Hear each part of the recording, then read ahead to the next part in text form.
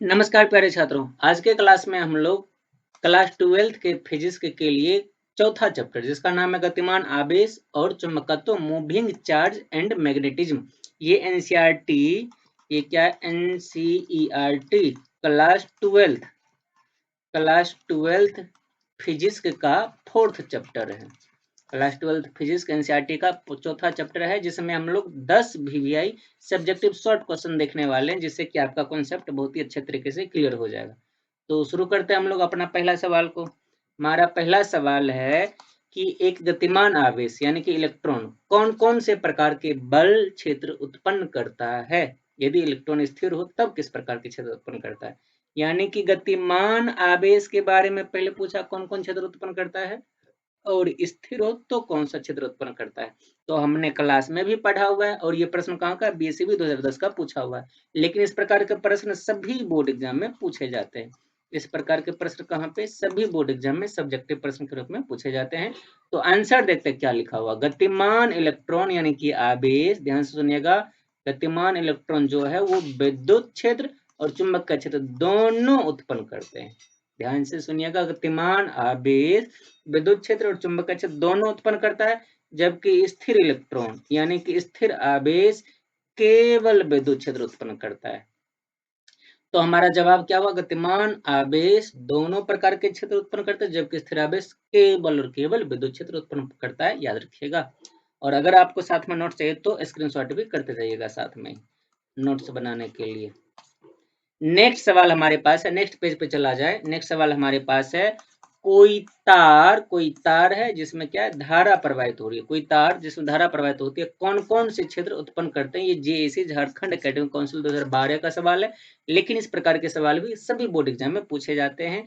तो ध्यान से सुनिएगा, कोई तार जिसमें धारा प्रवाहित होती है वो विद्युत क्षेत्र और चुंबकीय क्षेत्र दोनों प्रकार के क्षेत्र उत्पन्न करते हैं। क्यों? क्योंकि चालक तार में जो विद्युत धारा प्रवाहित होती है इसमें आवेश गतिशील होता है और हमने पहले सवाल में देखा था कि गतिशील आवेश विद्युत क्षेत्र और चुंबकीय क्षेत्र दोनों उत्पन्न करता है। ठीक है, अगला सवाल की तरफ बढ़ते हैं। नेक्स्ट सवाल हमारे पास है 3 number, mu naught epsilon not और सी में क्या संबंध है। और साथ में पूछा चुंबकीय पारगम्यता का बीमीय सूत्र भी लिखिए।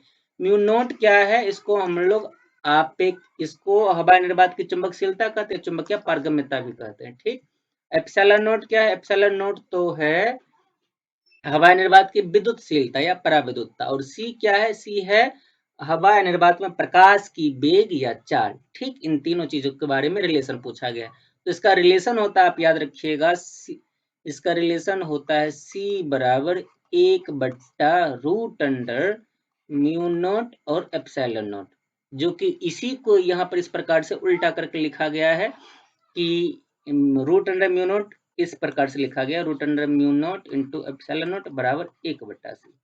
तो आप ऐसे लिखो या फिर इस प्रकार से लिखो, दोनों ही फॉर्मूला आपके लिए सही है। ठीक, और साथ में पूछा म्यू नॉट का बीमीय सूत्र, तो म्यू नॉट का बीमीय सूत्र हो जाएगा mlt-2 और a-2। ठीक, mlt-2 a-2। आप बीमीय सूत्र निकाल लोगे, कैसे कैसे याद रखोगे हम लोग नेक्स्ट सवाल में देखेंगे। फिलहाल हमने देखा सी एप्सिलॉन नॉट और म्यू नॉट में ये रिलेशन होता है और म्यू नॉट का बीमीय सूत्र mlt-2 और a-2 होता है। बल बटा न्यूटन बटे मीटर, न्यूटन बटे एम्पीयर स्क्वायर होता है ना, इसलिए। तो आगे बढ़ा जाए तो नेक्स्ट सवाल हमारा है चौथा, म्यू नॉट का एसआई प्रणाली में मात्रक लिखिए।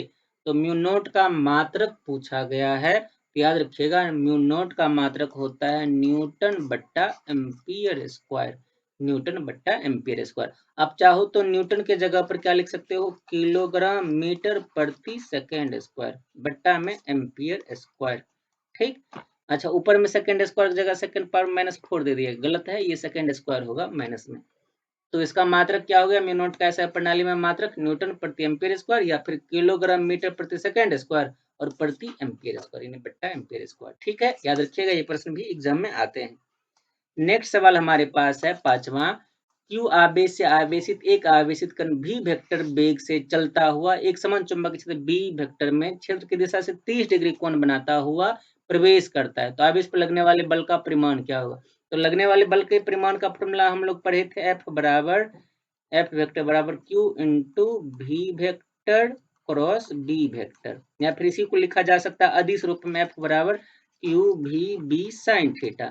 अब यहाँ पर थीटा का मान दे दिया 30 डिग्री, तो अगर हम यहाँ पर 30 डिग्री रखते हैं तो एफ बराबर क्यू भी बी साइन 30 डिग्री का मान 1/2, तो गुना 1/2 यानी क्यू भी बी बट्टा 2 हो जाएगा, जो कि यहाँ पर हमारे पास उत्तर में भी लिखा हुआ है। उत्तर में क्या लिखा हुआ है? एफ बराबर क्यू भी बी साइन थीटा, क्यू भी बी साइन 30 डिग्री और क्यू भी बी बट्टे 2। ये प्रश्न यूपी बोर्ड का 2015 का पूछा गया। ये सब के सब प्रश्न, हम लोग जो भी प्रश्न अभी देख रहे हैं सब के सब बहुत ही वीवीआई प्रश्न है, ठीक, बोर्ड एग्जाम के मकसद से, सभी बोर्ड एग्जाम के मकसद से। नेक्स्ट सवाल हमारे पास है 6 नंबर का।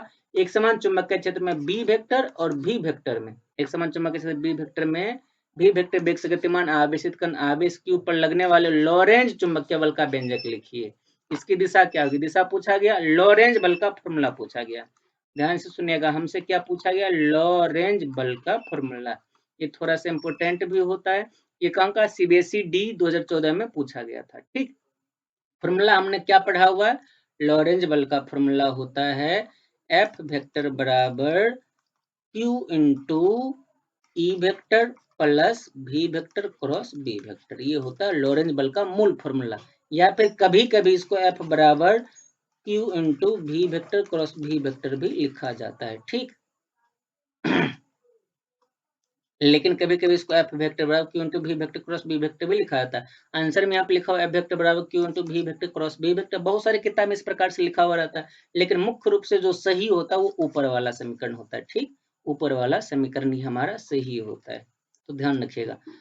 तो व्यंजक एफ वेक्टर क्यू इंटू भी वेक्टर क्रॉस बी वेक्टर ये पूरी तरह सही नहीं है, ये नीचे ऊपर वाला सही होगा। और बल एफ वेक्टर की दिशा कहाँ होती है? भी वेक्टर तथा बी वेक्टर के दोनों कोवेलेंट तल के लंबवत होगा। क्यों? क्योंकि भी वेक्टर क्रॉस बी वेक्टर है ना, तो इसकी दिशा कहाँ पे होगी? दोनों के तल के लंबवत ही होगी। तो याद रखिएगा फॉर्मूला कौन सा लिखना है लॉरेंज बल के लिए?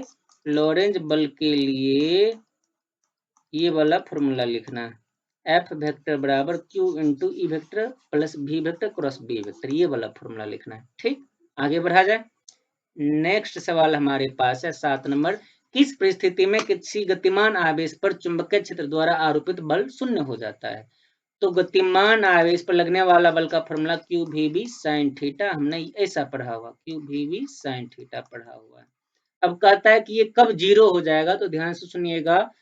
तो ये एक कंडीशन में जीरो हो सकता है, जब यदि थीटा का मान 0 डिग्री हो जाए। यदि थीटा का मान क्या हो जाए? 0 डिग्री, यानी कि आवेश Q जो है चुंबकीय क्षेत्र में की दिशा में ही गति करे। तो F बराबर क्यू भी बी साइन 0 डिग्री, और साइन 0 डिग्री का वैल्यू 0 और सबके साथ गुना होकर हो जाएगा 0, इसलिए F बराबर भी 0। यानी कि यदि थीटा का मान 0 डिग्री हो जाए, थीटा का मान 0 डिग्री कब होगा? जब कोई आवेश Q भी वेग से चुंबकीय क्षेत्र की दिशा में ही गति करेगा, तो उस पर लगने वाले चुंबकीय बल का मान शून्य हो जाएगा। ये यूएससीबी 2017 का सवाल है। नेक्स्ट सवाल हमारे पास है 8वां नंबर। समरूप चुंबकीय क्षेत्र में स्थिर आवेश के द्वारा अनुभव किए जाने वाले बल का परिमाण ज्ञात कीजिए। ध्यान सुनेगा, समरूप चुंबकीय क्षेत्र में है लेकिन आवेश स्थिर है। स्थिर आवेश, स्थिर आवेश मतलब V बराबर 0। अभी तुरंत हमने पढ़ा था। फॉर्मूला क्या होता है? F बराबर क्यू भी बी साइन थीटा, और अगर V का मान 0 हो जाए तो F बराबर भी हमारा क्या हो जाएगा? 0। आंसर भी लिखा हुआ है F बराबर क्यू भी बी साइन थीटा, ये फॉर्मूला हम लोग जानते हैं। परंतु यहाँ स्थिर आवेश के लिए V बराबर 0, तो इसलिए F बराबर 0। अतः चुंबकीय क्षेत्र में स्थिर आवेश द्वारा कोई बल अनुभव नहीं किया जाएगा, ठीक है। बड़ा ही आसान सा सवाल है, ये भी जेईसी 2010 का पूछा हुआ सवाल है। नेक्स्ट सवाल हमारे पास है 9 नंबर। एक इलेक्ट्रॉन आवेश E, यानी कि एक इलेक्ट्रॉन है जो कि माइनस ई इसका चार्ज है, प्लस एक्स की दिशा में, ठीक, भी वेग से, यानी भी वेक्टर का मान दे दिया है भी आई कैप, एक्स दिशा को हम लोग आई कैप से सूचित करते हैं। एक समान चुंबकीय क्षेत्र बी जो कि माइनस वाई की दिशा में प्रवेश करता है, इलेक्ट्रॉन पर कार्य करने वाला बल का सूत्र एवं दिशा ज्ञात कीजिए। तो फॉर्मूला हम लोग क्या जानते हैं? वेक्टर बराबर Q vector cross sorry F vector बराबर हम लोग जानते हैं क्यू इंटू भी वेक्टर क्रॉस बी वेक्टर। अब सबका मान है, क्यू का मान तो माइनस ई क्योंकि इलेक्ट्रॉन है, भी वेक्टर का मान क्या आया? भी आई कैप, ठीक, एक्स अक्ष की दिशा में, क्रॉस बी वेक्टर का मान है माइनस बी और जे कैप। तो ये वाला माइनस, ये वाला माइनस, ये बी वाला माइनस और ये बाहर वाला माइनस दोनों मिलकर के प्लस हो जाएगा, तो बचेगा ई इंटू ध्यान सुनिएगा, भी बी और आई कैप क्रॉस जे कैप हो जाएगा के कैप, ई भी बी के कैप, ये हमारा आंसर हो जाएगा ई भी बी के कैप। यानी के कैप का मतलब इसकी दिशा जेड अक्ष की तरफ पॉजिटिव, जेड पॉजिटिव की तरफ हो जाएगा। तो आंसर क्या लिखा हुआ है, माइनस ई भी I cap cross minus B J cap बराबर ई भी B I cap cross J cap, इसका तो मान के कैप हो जाएगा। तो ई भी बी के कैप अर्थात ई भी बी प्लस जेड की दिशा में इसका दिशा हो जाएगा। ठीक है, ये यूपी बोर्ड 2015 का पूछा हुआ सवाल है, बड़ा इंपॉर्टेंट सवाल है, सबके सब ध्यान से देखिएगा। और आज के क्लास का हमारा आखिरी सवाल है 10 नंबर का, कि किस दिशा में चुंबकीय क्षेत्र में गतिमान आवेशित कण पर बल अधिकतम और न्यूनतम होगा। तो बल का फॉर्मूला एफ बराबर क्या होता है, क्यू भी बी साइन थीटा। तो किस कंडीशन में ये बल न्यूनतम होगा और किस कंडीशन में ये बल अधिकतम होगा। तो फॉर्मूला उत्तर में क्या लिखा हुआ, एफ बराबर क्यू भी बी साइन थीटा से हम लोग जानते हैं, जब थीटा बराबर 90 डिग्री तो एफ अधिकतम होगा, एफ मैक्स होगा क्यू भी बी। लेकिन 2 नंबर में जब थीटा बराबर 0 डिग्री हो जाए या 180 डिग्री हो जाए तो एफ क्या हो जाएगा, न्यूनतम हो जाएगा, एफ न्यूनतम बराबर 0। तो याद रखिएगा एफ अधिकतम का मान कितना हो जाएगा, एफ मैक्स हो जाएगा क्यू भी बी, एफ मैक्स कितना हो जाएगा, एफ मैक्स हमारा हो जाएगा क्यू भी बी, और एफ मिनिमम हमारा हो जाएगा, एफ मिनिमम हमारा हो जाएगा 0। ठीक, एफ मैक्स कब होगा, जब थीटा का मान 90 डिग्री हो जाए, और एफ मिनिमम कब होगा, जब थीटा का मान 0 डिग्री या फिर 180 डिग्री हो जाए। ठीक, ये जवाब भी आप याद रखिएगा। तो ये था आज के क्लास का हमारा आखिरी सवाल। अगर इसमें कहीं किसी पर डाउट रह जाए तो हमें कमेंट सेक्शन में जरूर बताइएगा, और हमारे इस वीडियो को लाइक करके चैनल को सब्सक्राइब करने के लिए और अपने दोस्तों के साथ इस वीडियो को शेयर करने के लिए आप सबका बहुत बहुत धन्यवाद।